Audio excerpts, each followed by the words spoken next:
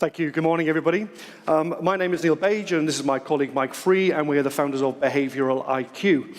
Over the years of working in financial services industry, one of the things that we've noticed is there is a flaw in the way that we understand people, but more particularly how we assess risk. And one of the things that we are missing is the very thing that makes us human, which is our behaviours, the very contradictions that make us who we are.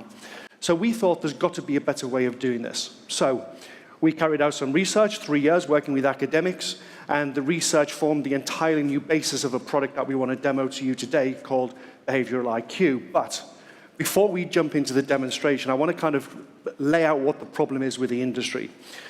We use tools that were built for an offline world, a world where the whites of the eyes conversation was really important, where you picked up on little bits of information about the person just because you were sat opposite them. Move that process into an online world and you start missing a ton of information. And we think what we do with BIQ is we capture that important stuff and tell you really who is coming into your world and allows you to risk profile in a much more slicker and better way. So, without further ado, we're going to jump into the demo. Okay, I'm going to show you the app, and just as a caveat here, I'm a guy, I can't multitask, so I'm actually going to answer the questions honestly as we go through the process. But what you're looking at here is an example UX. BIQ is built as an API. The whole service runs as an API, so we kind of threw together a sample UX of what it might look like for today.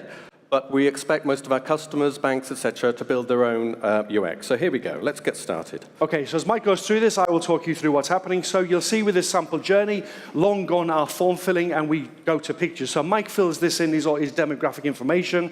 He tells us how many kids he has, how many kids he thinks he has, and then he goes through his salary. And what we're doing is we're asking key information and building up a picture of who he is as he's going through this process. We then play back the information he's put into the system, and then what we do is we get to a screen where we say, okay, let's find out about who you are. Let's find out about your behaviors. Let's really start digging deep. Now, for expediency, what we're going to do is we're not going to go through the full behavioral IQ process. We're going to just get a behavioral risk score. So we're just going to do 3 of the 5 modules that you can see on the screen. And we're going to start with the one that the industry is very familiar with, which is attitude to risk. Now, as Mike goes through this, what I'm going to do is I'm just not going to talk about each question. I'm going to give you some context because I think that's important. These tests are designed to be psychometric, and that's absolutely fine. But the questions that are asked of people are all future-based questions. They ask people to put themselves into a future state and answer questions with a degree of validity. And as humans, we are pretty poor at putting ourselves into a future state and answering any question with any degree of authority. Yet we ask these questions and we base an investment solution off the back of this. And in my opinion, that's an Achilles heel. Because asking people who they think they are and then basing a fact-based investment off the back of that is actually not a joined-up process at all. But as Mike goes through this, he asks the questions and then we play back who he is. We say, okay, look, this is where you fit compared to the rest of the population. And that's a really valid test. But in order to really understand who this guy is, we're going to start to measure his behaviors. And we're going to start by looking at how he deals with loss. We're going to look at loss aversion. And before Mike actually goes through the questions on loss aversion, let me just give you some context again. Loss aversion is all around how people feel about loss compared to gain. And it is very, very closely related to your tolerance. And you know that you're loss averse when the markets drop and your behavior comes out and you feel pretty horrid about it. So the way we do this, if Mike goes into the loss aversion module, is highly gamified. Sitting behind this, the engine behind this is highly complex. The algorithms that sit behind this. But we ask Mike to just choose which one of these feels right for him. And play along. Answer these questions yourself as you see them. Some of these will feel right and some of it will feel wrong. Would you rather have the one on the left or the one on the right? Everyone in the room is different, and that's the beauty of assessing risk. And also the flaw in just asking 10 questions, which is subjective. As Mike goes through this, we start then looking at probabilistic modeling. We start bringing in 5 dice instead of 1, which actually is all around how Mike is now computing the chance of getting what he wants to do. And again, we play back how he compares to the rest of the UK population. And then we move on to the final module, which is present bias. We are all time sensitive.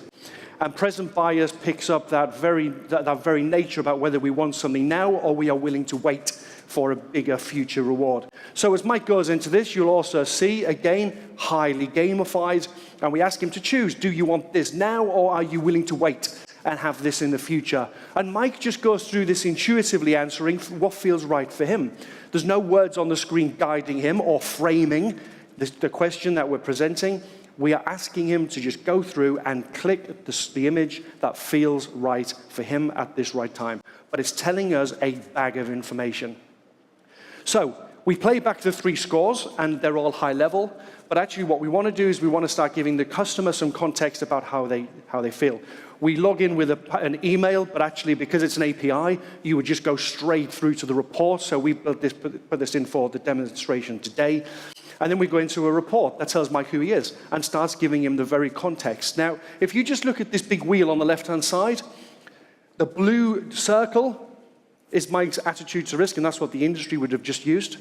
The orange circle is how he feels about loss. And you can see there is a span. And if we don't do this, we're missing all of that information and putting Mike into an investment that is probably wrong for him.